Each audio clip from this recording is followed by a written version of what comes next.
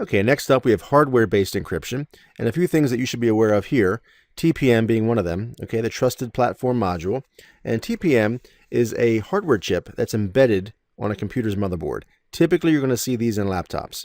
They're used to store cryptographic keys used for encryption, okay? So the TPM module is built onto a motherboard. The takeaway here is it cannot be added later. So if your desktop or your laptop or whatever the device is does not have a TPM chip, you cannot add it later. It's built into the motherboard itself. Conversely, we have HSM, or the Hardware Security Module. It functions in much the same way as a TPM. However, this can be external, or it could be plugged into a server or a laptop. Okay, so it is something that can be added later. So here you see we have a network device, a network-based hardware security module, and this is used for storing and generating keys for encryption, whether you have a PKI on your network or you're looking for some type of encryption technology. This can do that at the network level.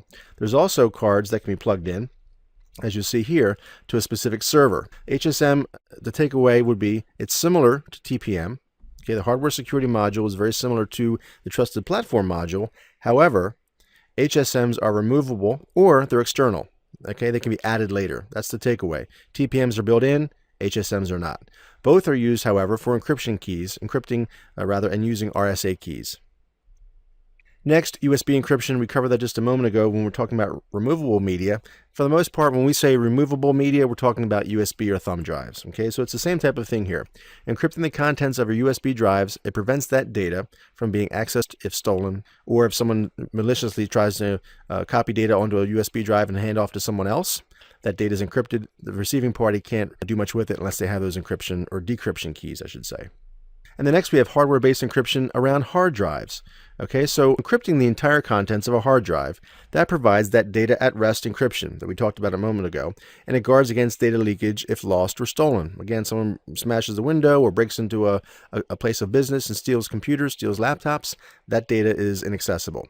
So it's also used in conjunction with the TPM or HSM modules. Okay, so these things help generate the encryption keys in a very secure environment. That way, if it gets lost or stolen, there's not really much you can do with it. All right, so as you see here as an example, we have BitLocker. This would give us an entire or full disk encryption. And within Windows 7 as an example, we can go into our control panel and basically turn on BitLocker at the drive level. We have multiple drives here, a C drive, an M drive, and ensure that those things are encrypted and, of course, inaccessible if they were to be either stolen or fall into the wrong hands.